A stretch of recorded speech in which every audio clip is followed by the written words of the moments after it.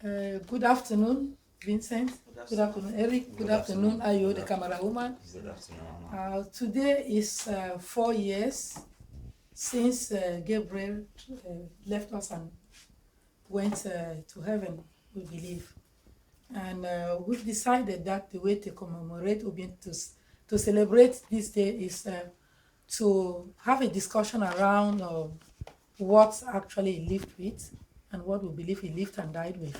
That's epilepsy, with the aim of helping other people to see how they can live with epilepsy and still be able to attain his full potential. So with this, we'll go straight to the topic. Can we tell our audience what we believe epilepsy is? Epilepsy is a neurological disorder which leads to recurrent seizures. It's very important to also say that epilepsy is not contagious. It's not a contagious disease, and it can lead to serious physical and psychological problems if not well handled by by the society and people of its environment. Thank you very much. You've just talked about psychological consequences. How do we see the manifestation of these psychological consequences? Very important. We live in a society whereby people still attribute epilepsy to witchcraft, which clearly is not the case.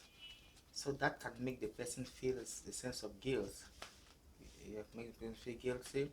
And also the way people deal with friends can change if they start to suffer from these seizures. So it can really cause them serious psychological problem, lack of confidence. They may no longer be able to live as freely in society as they did, especially if their friends start to treat them differently. Okay. And is it just the friends, or do you think there are some other people who can contribute to that feeling of inadequacy? Because even the environment in which he lives in may also make him to feel a type.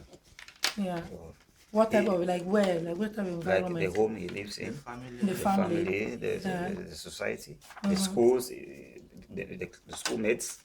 So likewise, he himself also he feels ashamed because he might feel like being within those communities, he might have the seizure and it look a type for him. You feel ashamed. Especially when they cause this, they have these seizures. At times they might even pee on themselves. Or even So okay. When they have the seizures, they are no longer aware of what they are doing.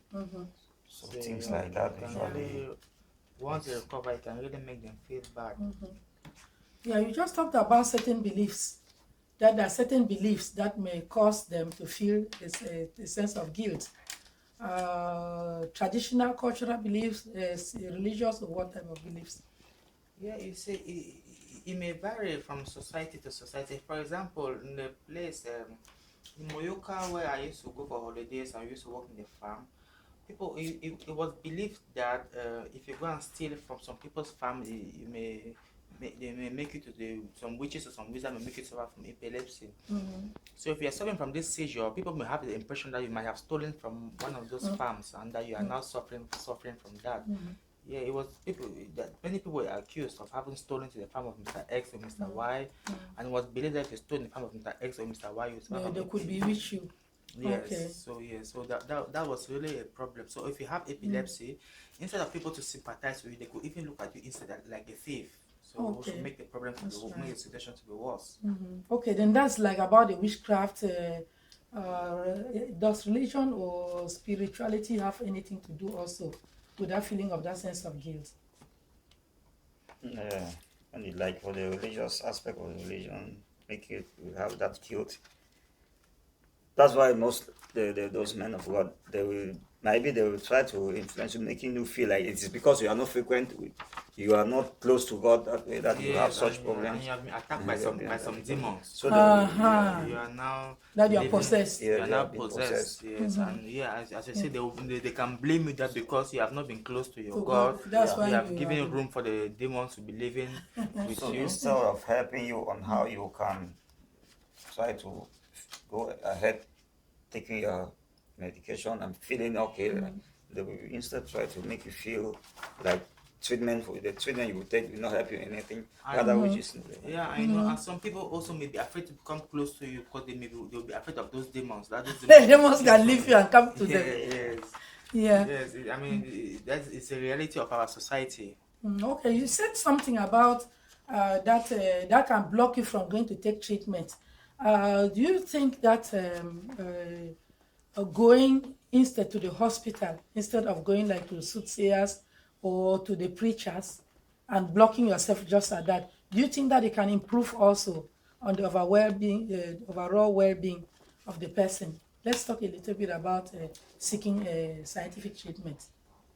Scientific treatment has proven to be very, very effective in Africa because for one, I had an uncle who suffered from mental illness problems, for yes. almost all of his life. And I know from the history, he started with the traditional doctors. They could also have been very helpful, but at the end of the day, it's the doctors, the hospitals that did the best work. And at a certain point, he had to rely only on them.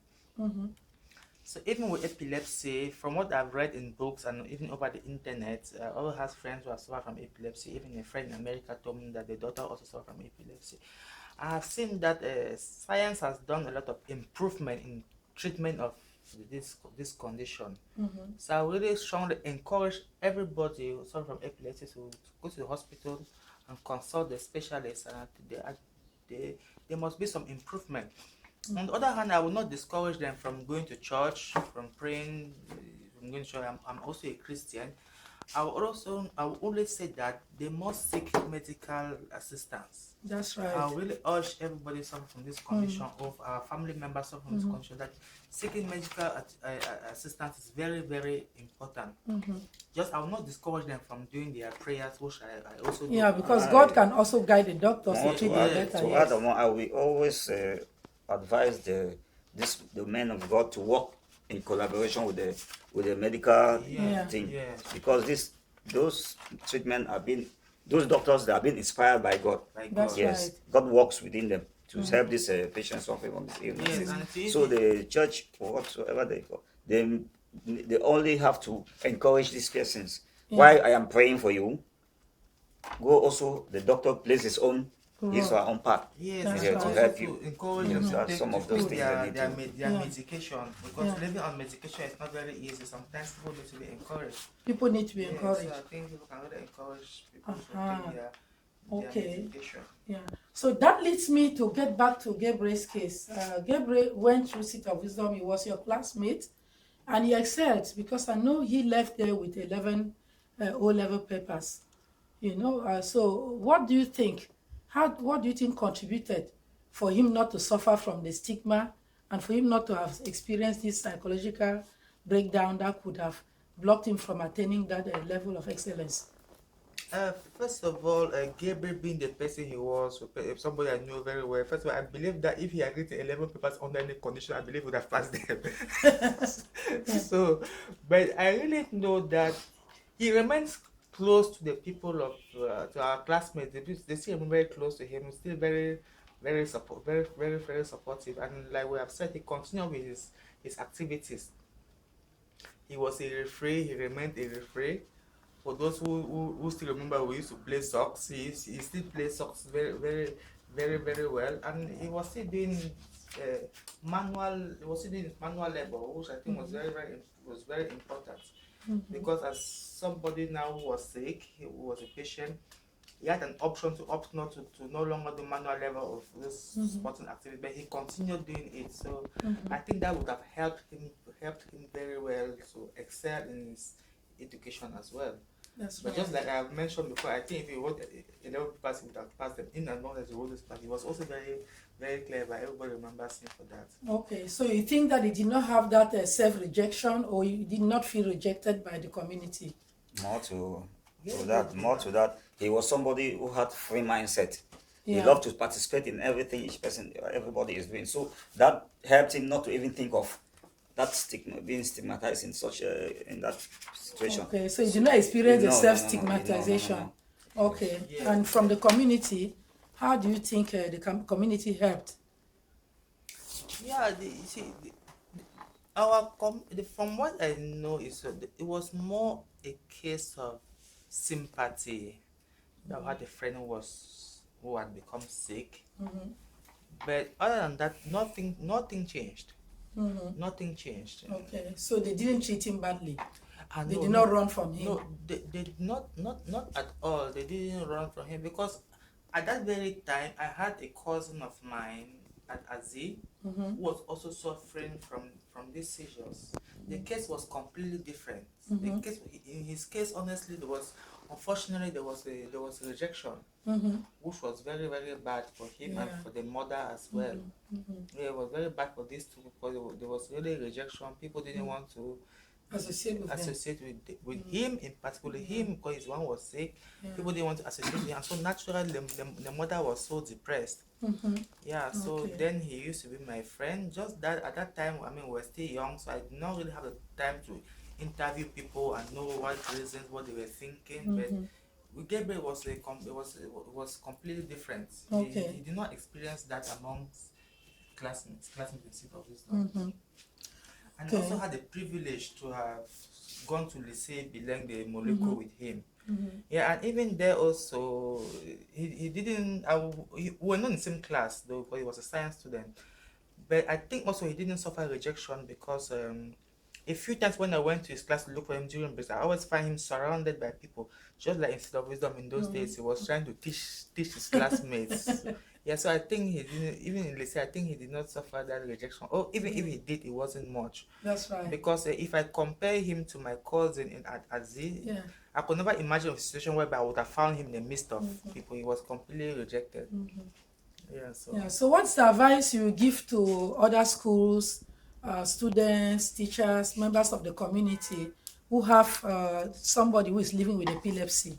I mean, deducing this from the difference between your cousin case and the outcome and Gabriel's case and the outcome. Yeah. First of all, I would like people to understand the most important thing is that it's not contagious. Yeah. You are not going to suffer from epilepsy because you are close to somebody who is living with epilepsy. That one is completely out of place. Yeah. And as in the society of men and women, I believe that everybody has got a positive role to play.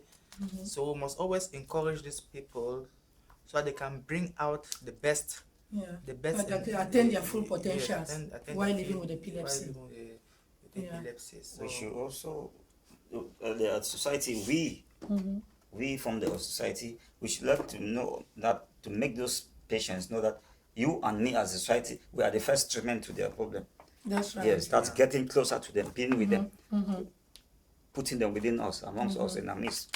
But not being overprotective either. Yeah, not being letting that people feel free, do anything, but just observing them, monitoring them. That's the best thing we can help them to do. Exactly. Yes. Okay. Because the moment you try to make that you are keeping them away from this activity, it gives them that stigma within them, that why am I it means that because I'm inadequate. Yeah, it feels the type.